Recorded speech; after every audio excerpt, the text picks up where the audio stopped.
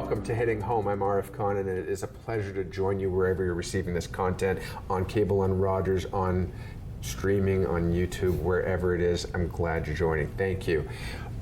During this show for the last several years, it's been a priority and really a focus to zero in on the topics of conversations that people are having personally or within business, at home, with family, to oneself, on bended knee, whatever it may be. A lot of those conversations are related to quality of life, affordability, finances, real estate, personal finance, and just quality of life. And today, the topic is really no different. And I'm pleased to have joining me Annette Bourassa, who's no stranger to this show whatsoever. Annette, you are a chartered professional accountant with Money Reset Academy, and as well a cash flow specialist. And really those are some of the, amongst other things, those are the things that are going to be tapping into your brain and really extracting from you what we can around the concept of household finances, personal finances, in light of what's going on, really in a timely conversation that people are having around the election south of the border, the election provincially, the pending and likely election federally, the changes that we have had had to endure here domestically in Canada. And I'm really glad to be able to tap your resource here for many of these conversations. Well, thank you very much for having me back again. Absolutely, it's a pleasure. And you know, I've been thinking about it, and when I reached out to you to ask you to come back on, Canadians have had to endure a lot, and I don't think that's a unique scenario. But you know, the conversations that I've had with people over the last several years have included, once we get through this pandemic, things will go back to normal. Well, then suddenly inflation really took shape, and people were planning on a pandemic. They weren't planning on inflation. So now all of a sudden it's like, oh, geez, jump out of the pot into the fire, whatever they call it. And now I have to contend with inflation. Well, inflation was fantastic. Oh, we'll get through it. We'll manage ourselves through it. And now all of a sudden it's, well, look at those high interest rates suddenly that I have to get.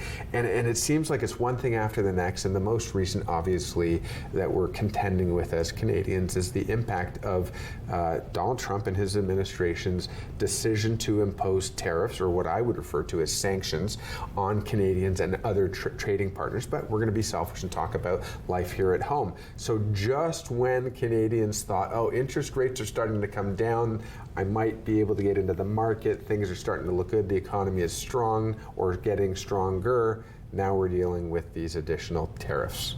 Yeah, so generally speaking, we can say as Canadians, or any country really, you never know what's coming around the corner. There's always uncertainty. So we need to take steps to be prepared for the unknown.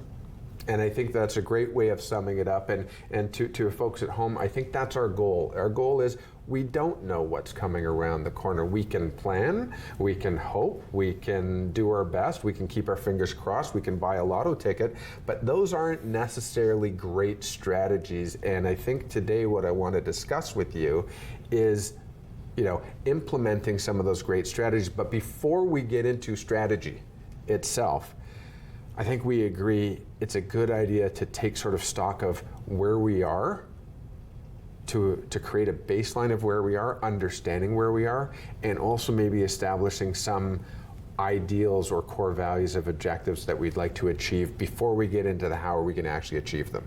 Absolutely. A solid plan. So what's the point of having this, could seem a little bit lofty and fluffy, this whole concept of a core value? Well, when it comes down to core values, it ultimately drives our decision making. And if we are making decisions that are in violation or in conflict with our core value system, then ultimately down the road, we are finding ourselves triggering anxiety, financial anxiety, general sadness. A lot of people don't realize what is forming their emotions down the road, but it is an accumulation of decisions that we've made over time, and we end up with regret, remorse, guilt, shame. All of those play into as a result of us not being aligned with our core value and making the decisions that are aligned with our core value. So, we've had this conversation before, and one of the things that comes to mind as I'm hearing you speak is core value is really who am I and what's important to me. Exactly.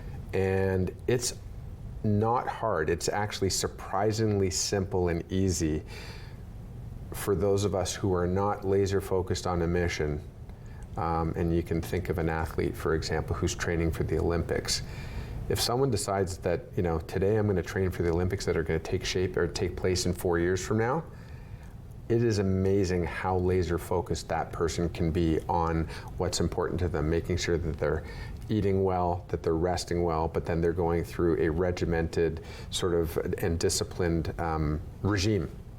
Regimented regime, there you go, well done, Arif. But a regime and an exercise in order to make sure that they hit milestones along the way so that they will find themselves on the podium in 4 years from now.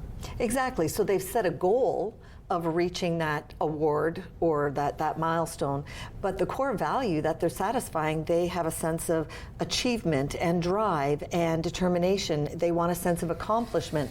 That's the value. Now, when you are in line with that value system, all of a sudden, and you set the goal that you're passionate about, because the goal is aligned with your value system, now all of a sudden all of the perceived sacrifices, which is really more choices, right? But some people would perceive them as sacrifices. You mean you have to give up the chocolate cake every Friday night? Oh, because you're concerned about your diet? Well, yeah, but it's not a sacrifice. It's a choice that I've made because I am so driven towards this goal, which is in line with my core value system. Now, we don't all speak that way, but really on a subconscious level, that's what's happening when we're aligned.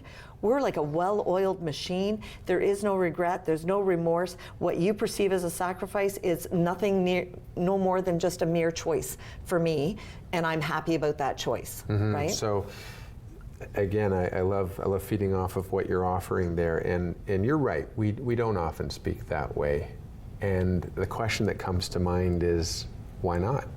We should be. Why haven't? And actually, maybe I'll pose this as a question to members of our general audience in general. When was the last time you actually set aside just a few minutes? Doesn't have to be an hour. It doesn't have to be religious in nature. But when was the last time you took just a few minutes to yourself without any noise and turned it all off and just sat and reflected for a moment and thought, okay, I'm busy and man, I'm exhausted, but I don't even know what I've been working towards. I've been doing this daily grind year over year or day over day, year over year, and suddenly I'm 10 years down the road. When was the last time I actually took time for myself to think about what's it all about? What's it all for? It doesn't have to get, all funny. It is awkward though. And I tried this recently, and I will tell you, it's very awkward to sit quietly sometimes and have a monologue or a dialogue with myself and think about what's important. It's awkward because I'm used to taking care of everything else and everyone else that needs to get done.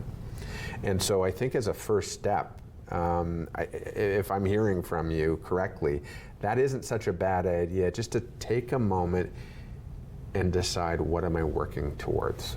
Exactly, and a really good thing to ask yourself or to ponder on is, if you had all the money in the world and you didn't have to go to your 9-to-5 job or whatever position you currently have, if you had all of the options available to you, how would you choose to spend your time? What would you choose to be doing? Is it travel? Is it working in the community and doing mission work or being a traveling volunteer? How would you choose to spend your time if you had unlimited resources?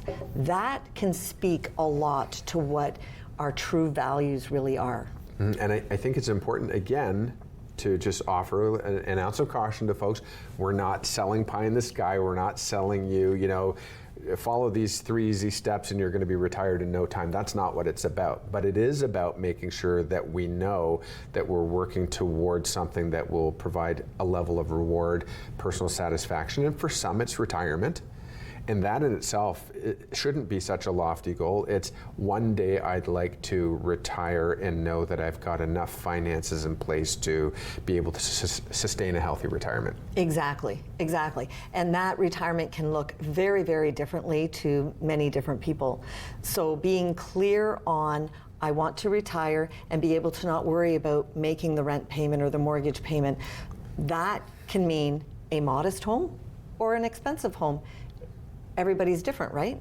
So being very clearly defining that goal is really important, and it keeps us motivated. So in the financial coaching world or the financial counseling world, the ultimate goal is I want people to go through life minimal regret, minimal remorse, minimal shame and guilt about their financial decisions. That is my ultimate goal, is for people to live life and be at peace with the choices that they've made along the way. And so maybe that requires modifying those expectations down the road, which we'll get to later. Absolutely, and we will get to those later. But for now, I think the point of this initial segment was to discuss, we're already busy, whether it's 9 to 5, 40 hours a week, or 100 hours a week, and we're already busy Monday to Friday or 7 days a week working towards something that we're not even sure where we're going. We're not even sure what it's all for. So actually breaking that habit and deciding, even if your goal ultimately changes down the road, that's okay. But having something to work towards, now we know why we're doing it. From there, the question is, what's next? So that sounds like a long-term goal, and that sounds like it can be pretty lofty, and I have no idea how I'm going to get beyond next week. But first establishing what it is we're working towards, we can then ask the second question, and I think we decided that second question is, do I have the right vehicle that's going to help me attain that goal? Exactly. Not only is it the vehicle, but is that goal enough? Do we love that goal, the vehicle? Do we love that goal enough that it makes it worthwhile for us to maybe modify the vehicle as we're going along the way? So what does the vehicle mean? The vehicle means my employment, is my job. Does my job... One of the tough conversations that we get into is, the opinion of worth. How much are you worth, Annette? Like, what's your life worth? What's your effort worth? And I think we can all eventually decide that you can't really put a price tag on an individual, but one thing that we have come to standardize or understand is that certain jobs or careers or tasks will compensate based on basically a schedule. There's a schedule of understanding what that job or career will pay and reward. So the question is, based on where I want to go, does my vehicle, my position in my employment, or my self-employed business, or my current portfolio of investments, will they net me out achieving that goal? Exactly, and that's where you can put a lot of strategies in place to say, well, I like the company I work for, but I'm not making enough money as a salary. I would like to increase it. So what do I need to do? What courses do I need to take? What certifications do I require in order to be promotable? If you're self-employed, a lot of that can be, here's my skill set. Is there any way that I can expand on that skill set and become a specialist or develop a niche in certain areas? That doesn't mean you go out and get a whole new career, unless you want to, but it means looking at what you have and how can you modify, build on to make yourself perceived more valuable. Right? So let's just recap just for a second, because we're about to go to break, but the whole point of it is, I think that we've recognized that, man, life's just going to keep coming at us. It is always going to keep coming at us, and we're going to keep getting up and we're going to keep working. But sometimes we're wondering, well, how much of it am I actually in control of, and how much am I being acting in reaction to just life happening to me? And the goal of this show is to say, hey, listen, life is going to keep happening, but without a plan, you're just basically going to be bouncing off the walls, responding or reacting. Let's take a moment, let's take a reset, and just see if we can sort of land on some ideas of what you'd like to be working towards, since you're going to be putting in the effort anyway. When we come back from the break, let's have a conversation around this whole idea of a hierarchy of priorities. Now I know where I'd like to end up. I think I have the vehicle, or I'm pretty sure I don't have the vehicle. What do I do now? How can I prioritize, at least either consciously or subconsciously, prioritize what I'm doing in order to get one step closer? Excellent. Sound good? Yes. All right. Perfect. So if that sounds good to you, stick with us. We'll be right back on the other side of the break. Annette and I will pick up that conversation and start digging a little bit deeper. We'll be right back.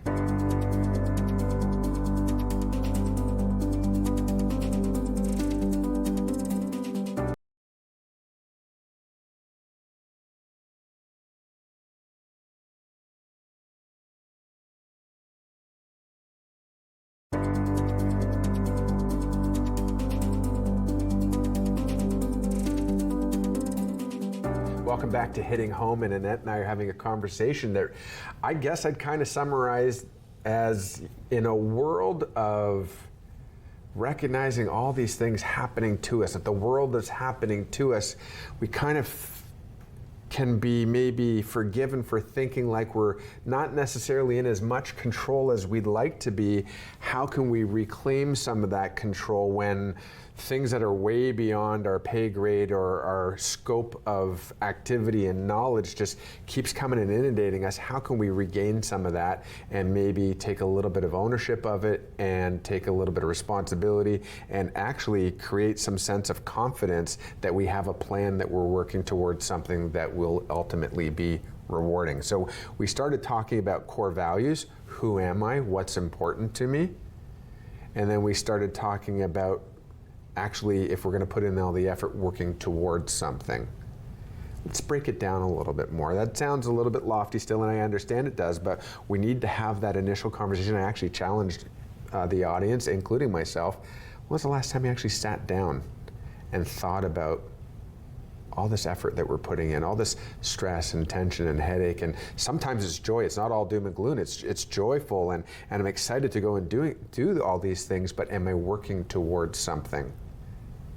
Okay, so you've hit on a couple of things. So the working towards something, I love having the goals, and I love having the goals that you love and are passionate about more than the thing that you're perceived as giving up. It's got to be motivating. It's got to be encouraging. It's got to be gaining momentum. But the sitting by yourself and taking time for some self-awareness, I think as human beings, that's a challenge for all of us. It is so easy for us to be a train. We get up in the morning, we get showered, we get our to-do list, and we just keep moving forward. And how often do we take a breather in the day and say, are my choices today, is my behavior today in line with my core values? Am I going to sleep tonight, go to bed at night thinking I'm happy and content with all decisions I've made throughout my day? We don't do that, but we really should. We should be consciously aware of why we are making the decisions we're making, the choices that we're making. It should be a very self-aware decision, and knowing that we've made this choice, we know the potential consequences, we know what the various outcomes could be, and still result in the decision that we want to make. So I personally think it's the best investment in us. It will lead our decisions. It'll help us set those goals. To make goals without being self-aware, I think we're setting ourselves up for failure and unhappiness. I want to offer something here. I asked the question, where do I want to be? And then the next question is, do I have the vehicle? Will my vehicle get me there? The simple answer is, for some people, the answer is yes. My vehicle is well built and it is maintained and I am in a great spot to get me there. For others, it's being like, no, my vehicle has no chance in getting me there. The fact that we can ask and answer that question is a massive first step that I think many people take for granted. And I think it creates a moment where you can pause and decide, fantastic, my vehicle works, my vehicle is the right vehicle. Now what do I need to focus on? Do I need to focus on some personal habits, adjusting the habits, because my vehicle's great, but my habits aren't great? Otherwise, no, my vehicle's not the right vehicle. Well, then that leads a whole other questions. No matter what my habits are, my vehicle's not going to get me there. I need to change my vehicle. And I think it's really important for people to discuss that with themselves and with their family, loved ones, etc. And I just want to touch on one thing. I was at a birthday dinner yesterday, or lunch yesterday, and speaking with one individual, and he just sort of brought up in random, he had his 2 young children there and his spouse was there, and he basically said, you know, I'm working in the trades, and this is my profession in the trades, and it's a profession that generates a good, healthy income, and I've been doing it for 10 years plus, and it's amazing because at the end of the month, there's no money left. I'm in a great trade, make a great profession, charge a great fee, work for a great company, and at the end of the day, there's still nothing left. If it's not good enough for me, I can't imagine if I didn't have a good vehicle. And Go ahead. A lot of people are in that situation. I hear that so often where, again, these are people that have the best intentions. They love what they do. They get up every day. They have a shower. They get their to-do list. They go and they're going. And I'm making money, so this is all good. But at the end of the month, they wonder, where is it? Why don't I have any left over? And I'm not going to be able to reach my ultimate financial goals, even for next year, 3 years from now, 5 years from now. So, for the person who says 5 years from now, are you crazy? I can't think beyond next week. I think we've already agreed, Annette. You still have to decide ultimately, what is it all for? Yes. And maybe it's for retirement, maybe it's to set my children up, maybe it's for something, maybe it's to be healthy, maybe it's to be able to climb a mountain or to pick up a musical instrument or something like that, and that's fine. Take a minute, figure out what it's all for. And if you can't think 5 years out, that makes a lot of sense. Think back where you were 5 years from now and you still got here. Can we then break it down into 1 year goals, and from there into monthly goals, and from there into weekly goals, and there and just decide what we need to do daily? Absolutely. I think that's the best idea. I think the smaller the goals that you're setting now, so ultimately you need the ultimate goals in order to determine what the goals are going to be now, but you break that down. But focusing on this week's goal, even today's goals and this week's goals and then this month's goal, you're going to gain momentum in focusing on that. So I'm going to jump in just real quick. Yeah. Again, a question to the audience is, when was the last time you actually did something for yourself in a single day? Like, when was the last time you said, today I'm going to do something for myself? And I'm going to actually challenge you back, and further challenge with, when I think of me doing something for myself, sometimes me doing something for myself is, I'm going to reward myself with a nice cup of hot chocolate, coffee, tea, a beer, whatever it may be. And I think I've done something for myself, I've rewarded myself.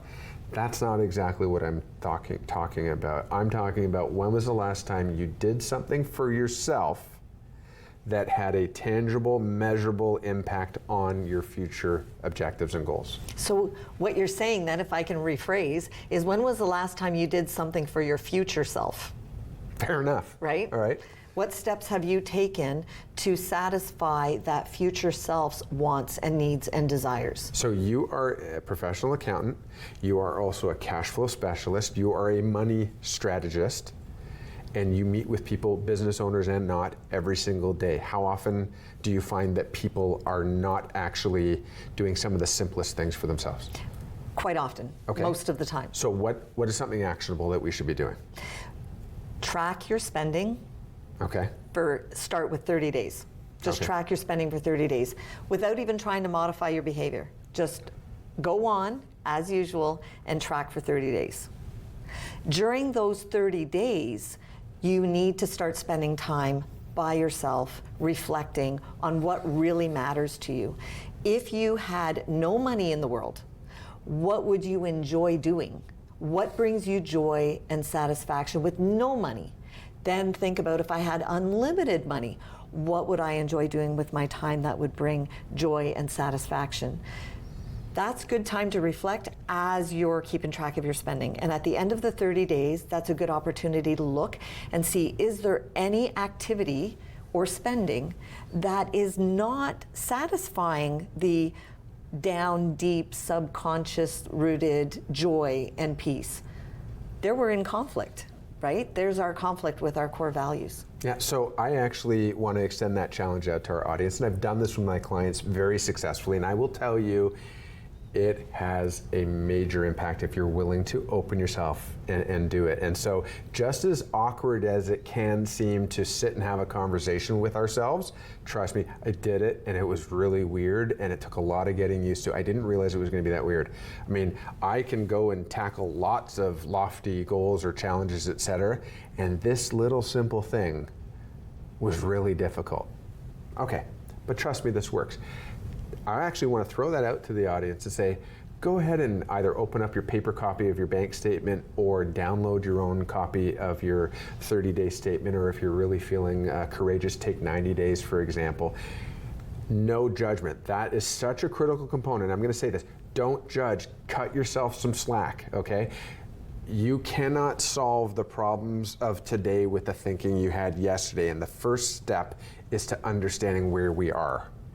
Absolutely. So without judgment, just grab a copy of your most recent statement or a few statements and just take a couple different colored pencil crayons or highlighters and just highlight what are the must-do things. Pay my mortgage or my rent, pay my utility bill, and then so those are sort of the priorities. Obviously groceries, maybe cover your groceries. Put those in there and then pick a different color for things that aren't absolute necessities. The discretionary.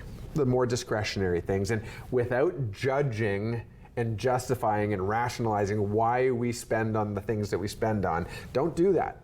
Challenge yourself to actually just highlight, just do the exercise. We'll talk about it later, we'll do it later. But this is the other thing, by the way, we need to eat. Buying groceries is not the same as eating out. Exactly. And it's not the same as eating out at a fine dining, and it's not the same as eating out at a convenience level. I know you're sticking something in your stomach and you need to nourish yourself, but it's not the same. So let's do ourselves a favor and separate out sort of the convenience-based items versus the actual core grocery items. What do you think people come up with at the end of the exercise? They are shocked. I can remember years ago when I did the exercise and I was shocked at how much I was spending eating out. I had no idea because it was just a coffee here, a tea there, a muffin there, a sandwich here on my way to a client. You know, you're going and you're not really thinking. So it's important to do that, and I guarantee you're going to be surprised at where there's excess spending, where you can cut back, and you're going to realize I could do without this without feeling like I'm being sacrificed. Let's not let the cat out of the bag just yet. Let's just first do the exercise. When we come back, go ahead. I do want to add, when you're doing the exercise, I agree with you, Arif, do not beat yourself up. Do not go back and attack yourself and, I shouldn't have done this, that was dumb, that was stupid. Like, that's an emotional waste of time.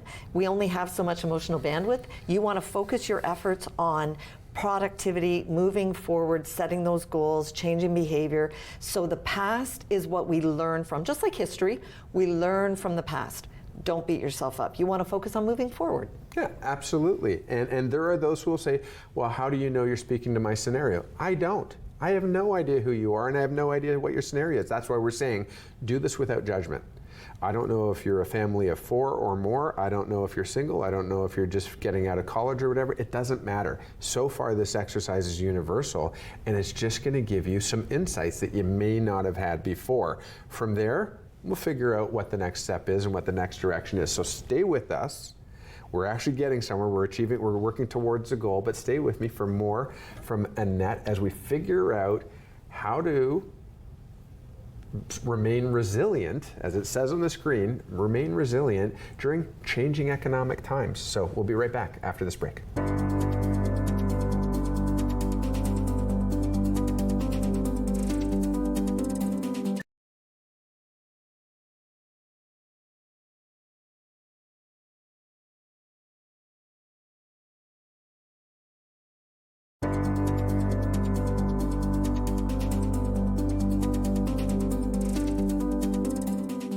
Welcome back to Hitting Home, and Annette and I are taking you on a journey of sort of establishing a baseline, maybe for some, for the very first time in ever or a long while, taking a moment to stop and reset and figure out, where do I actually really want to go? Do I know how I'm going to get there? Do I have the right tools and vehicles in place to get myself there? And are my habits and my intentions aligned? And the things that I'm doing, do they align with what I've told myself and convinced myself, and sometimes maybe feel like I've been fooling myself into thinking that I'm actually going to be able to accomplish it? And for some, it's easy to get lost and to get stifled and to feel overwhelmed. I've got so much going on. How is that humanly possible? And then, by the way, we also get into the habit, I think, of justifying why we do what we do. Well, you know, I love my kids, and so I'm going to make sure that they smile, and therefore I'm going to buy them that thing, or I'm going to do that. And so what I think we really aimed to do in the first 2 segments was really reestablish, who am I, what's important to me, where do I want to go, And then what have I been doing so far? What tools have I been using so far to get there or not? Am I actually measuring if I'm making any progress or not?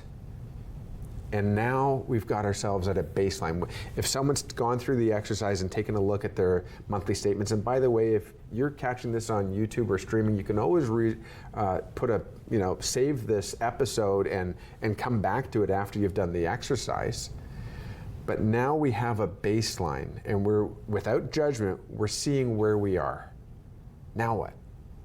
Well, so moving forward, like you said, looking back and being able to identify, okay, here's my vehicle that I currently have.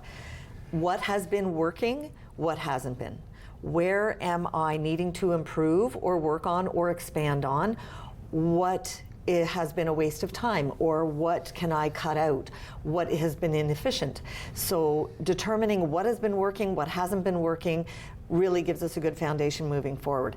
Then maybe some research, determining what else needs to be done to move forward can set us up for, maybe I need to take some courses, some certifications, expand on this, specialize in that. So being clear on doing the research to find out what is required to get to where we want to go sets our path.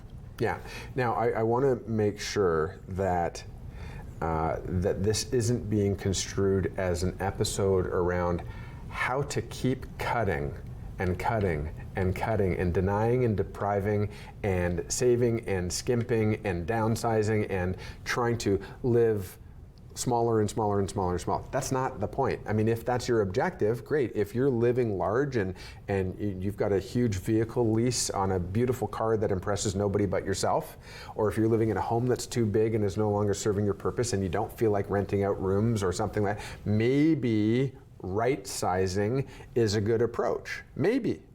But this doesn't have to be about cutting always. First things first, understand where you are.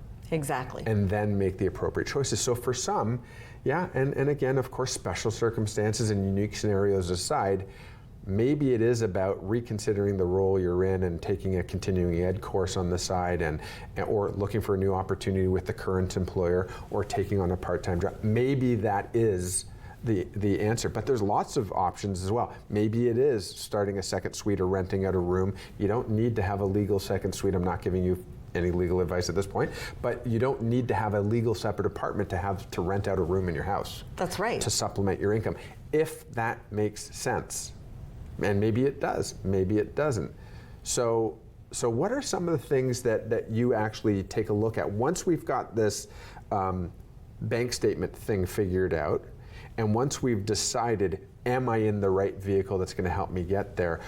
What do I do with those discretionary items if I'm not going to take it from the perspective of, shame on you, you need to cut all those bad things out?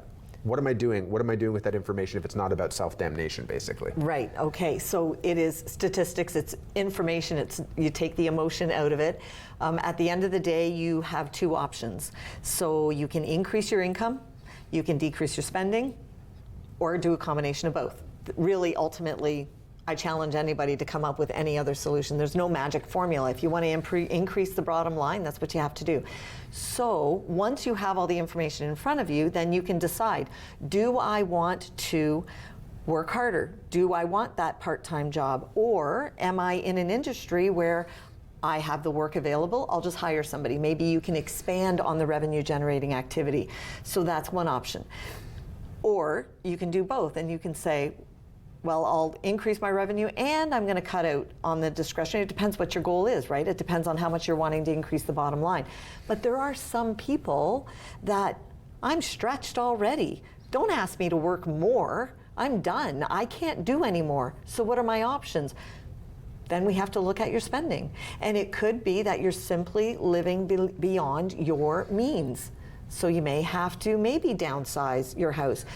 Are you a single person that's still living in the 4-bedroom, 2-story house that you don't need anymore?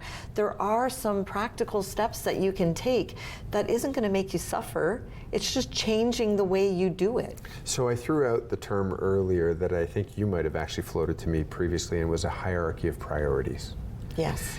And, you know, again, I'm guilty. I've done this. I've had days where I felt defeated or uninspired or something like that, and I just turn on the streaming network and I put a movie on, and I got the popcorn over here and I got an iced tea or whatever it is, and I can kill a few hours just, stuffing my face with popcorn. And it feels great in the moment. It does, and until it doesn't. It's kind of like the Big Mac attack, right? It tasted good and then you regret it later for a few hours. But here's the point. In terms of establishing what those priorities are, I can understand that if you have nothing else that you've determined is worth working towards fighting for or prioritizing, then absolutely streaming a show or a movie is the most rewarding thing that you can come up with. I get it. So I think the first step is, now that you're aware that there are some options, what are you going to do? Are you going to enjoy some short-term comfort? And if you look back at those bank statements, I'll challenge anybody to think on those items that were not absolutely necessary items, but that were more discretionary. Did you in the moment consciously or subconsciously decide that rewarding yourself with that thing, whatever it is, was more important than the dream that you gave up on or the objective that you gave up on? What is something worth fighting for? So that gets into our goals, and being very clear on the goals that you have set, you feel passionate about more than you feel about this one habit that you've developed. So something's got to motivate you. So as a parent, we are often very motivated about providing for our children more than we're motivated by ourselves. So you want to take your children to Disney for a vacation. You're going to find yourself being willing to cut back on certain things if it means that you're going to be able to take your family on a vacation. So it's finding that thing that means more, that's going to give you more joy than this thing right now that gives you instant gratification.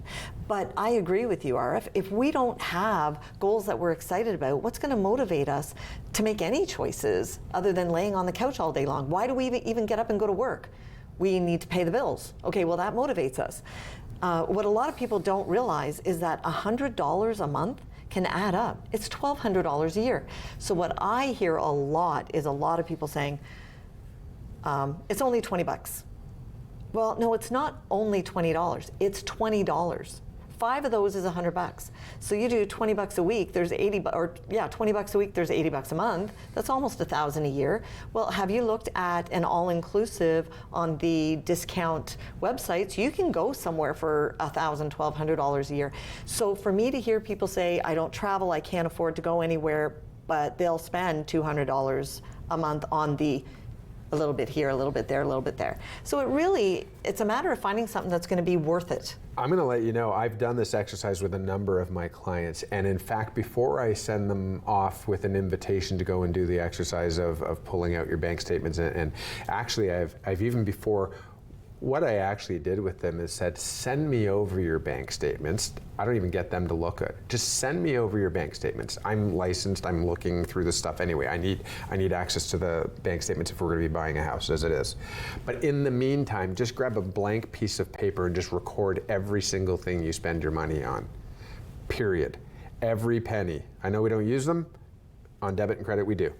So every penny you spend money on, and that's back to the mortgage and rent and utilities, etc. No judgment, just log every single thing you spend your money on. 2 things that we found. 1, it's amazing what the bank statements reflect and what the handwritten item omitted, because I didn't think about that thing that I did at the drive-thru or whatever it was. And but while they're off journaling, I send them away and asking, what is that thing that they want to do? Oh, I can't travel, I wish I could. Or I'll never own a home, I wish I could. And then we figure out, well, what is the cost of that vacation, which I think is a fantastic thing to work towards. I am not opposed to taking the family on a vacation. I think it's a great idea, you build memories. And that's, I believe, is a goal I have set for my children, et cetera. But in the case of home ownership, for example, same idea. I'll never be able to afford that $3,500 a month payment or $2,500 a month payment. Okay, I get it. So now that you've told me what you're working towards, go do that journaling. And by the way, send me your bank statements.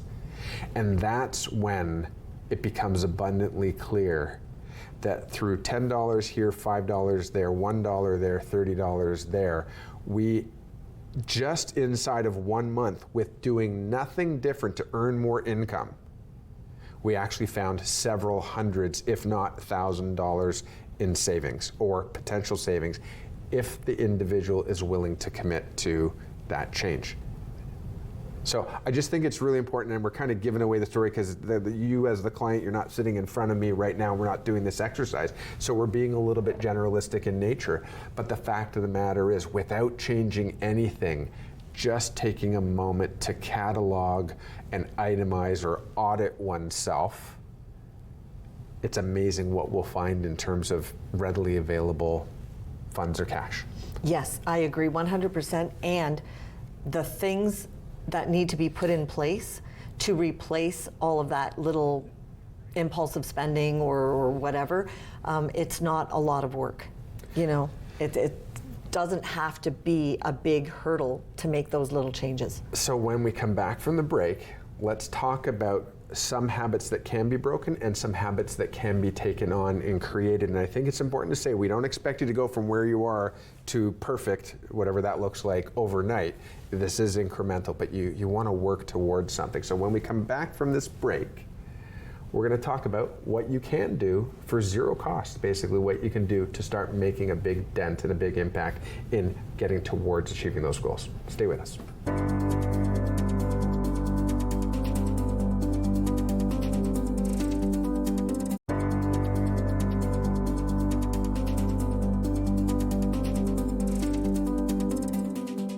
Welcome back to Hitting Home, and Annette and I are talking about strategies towards getting one step closer to where we want to be. And I think before we run out of time, I do want to say this. In short, there's a lot going on in the world that is beyond our individual control, and maybe collectively, by the way we vote or the way we vote with our spending and our habits, et cetera, we do have an influence and an impact the decisions that we make. But at the end of the day, no matter whether you agree with what's going on politically or not, whether you agree what's going on with our neighbors to the south or things going on in the world, we do have some form of control of taking care of our own household. We do, no matter what the circumstances are, if we create some really healthy habits, we can prioritize our own personal lives, our own home. I think I mentioned to you offline the concept of you Inc., you and your family as a business. Doesn't matter what's going on in the world, we can set some priorities for ourselves. Is that fair? Absolutely. So let's now, in our last segment, let's talk about putting some action towards this. What are some things, some practices that are simple, that cost nothing, that now we have an understanding of where we'd like to be, we have an understanding of where we are, we swallowed hard and we took a look at what our habits have been and what we've been doing, and maybe we've identified some areas that if it's worth it to us, we can change some habits, okay? And then what? What are some things that we can do? Okay, so let's talk about the revenue part first, because all of us would rather increase our revenue than have to decrease our spending. So from a revenue generating part, there's things to think about. Like, for example, do you have a hobby that you can turn into income? I know somebody who was walking her dog and she decided she needed some extra cash. So she started walking her neighbor's dogs, and she now has a dog walking business, and it's expanding into a kennel, etc. So often a hobby can very much turn into some business income. Also generating income with rent. A lot of students need a room. Some people want it, and you can take your basement, so we all know about that. So there's things that you can do if you take the time to think, what do I enjoy doing? Are you crafty? Do you have a special skill you can take online? Maybe you can write a book, create a journal or a challenge. So really take the time to think about what you enjoy doing, where your skills are at. Is there any way you can expand on them? Yeah. Okay. On the spending side, there's a lot of things that we can do that can decrease spending. For example, have you checked out the library lately? The library has an incredible amount of resources that I think it's a best kept secret. People have stopped going to the library. I think the internet was a lot responsible for that. But if you are a parent and you've got a young child at home and you're looking for something to do to get them out of the house during the day, take them to the library. Kids love books. They'll have a great time for hours. There's also all kinds of things, board games that you can rent. There's so many things there. Also, The cost of food is crazy. Everybody's complaining about it. So instead of just routinely going and sticking to the same habits with the same menu, get creative. You can look on the internet, you can Google some cost-effective meals, some soups, some stews, some chilies. It doesn't mean you have to feel like you're living in poverty. You can have a great meal. You could just be smart about it, right? And if there's a meal that you want that, okay, the meat is a little too expensive, make it vegetarian. No problem. You can have a vegetable chili and it's awesome and it'll feed a family of 4 for a few meals and very cost effective. So there's things that we can do. If you want to get some exercise and you can't afford a gym membership, then start walking. You know, there's lots of things that we can do and ways to spend our time that doesn't have to cost us money. My biggest thing, the most fun thing, and this is not to get you out of the restaurants. If you have the finances to support your local restaurant, I'm going to say do it. Keep the economy going. Support your local. But if you are struggling and you don't have the finances to be able to go out, but you want to have sense of community, you want to have fun with your friends, you don't have to go to a restaurant. Do a potluck. Have them over at your place. Take turns going to each other's houses and do a potluck. You can have that sense of community, satisfy the core value of friendship and belonging, and not have to spend a lot of money.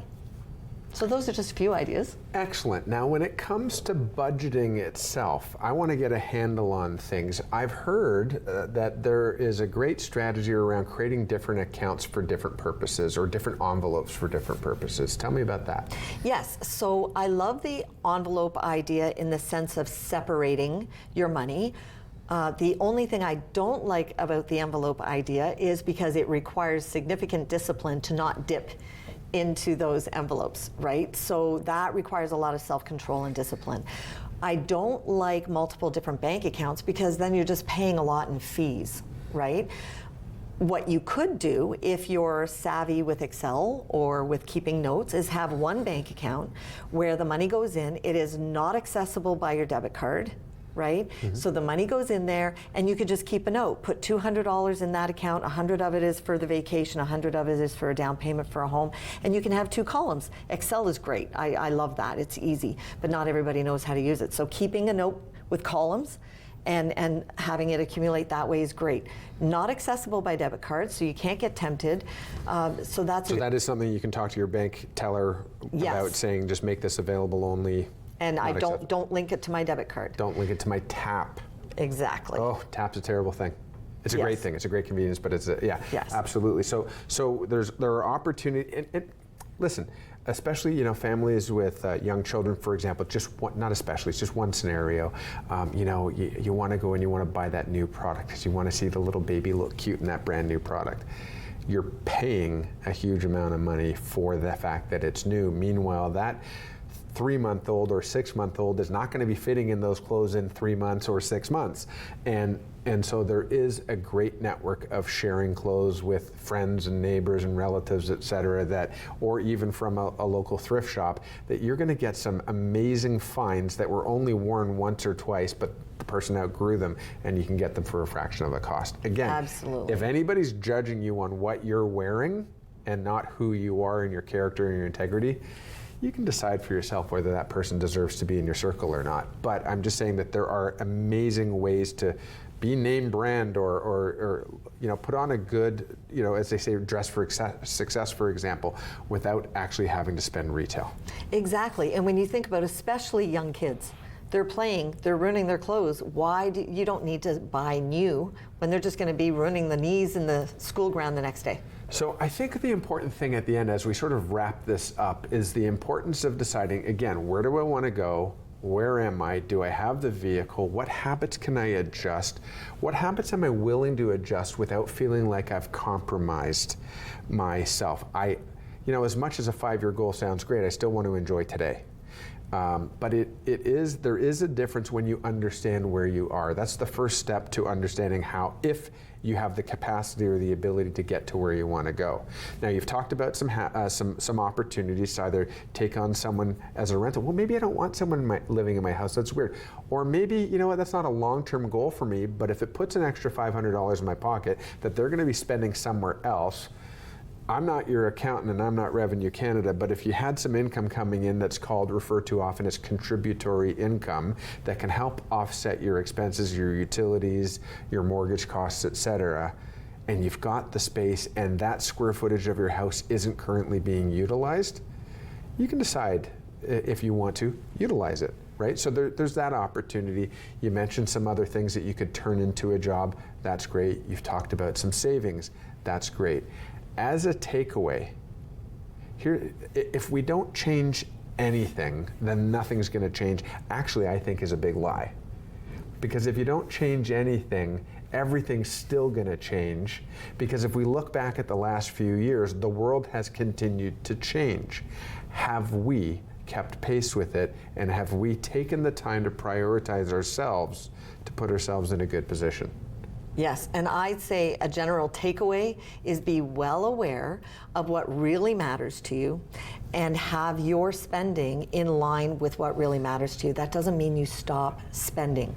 It means you spend intentional with alignment with your core values.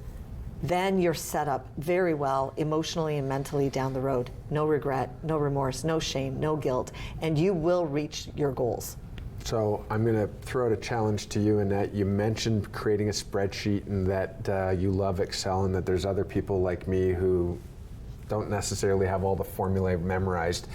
Is there sort of a templated spreadsheet that people could get if they wanted to, and we can make available either later or some other time on social, if they follow you at Money Reset Academy, that they could start doing this themselves without paying you a fee, without actually booking time and paying an accountant? Is there a worksheet that people could have access to? I actually have a drafted up Excel spreadsheet that I do provide my clients. I'd be happy to make that available for free to anybody.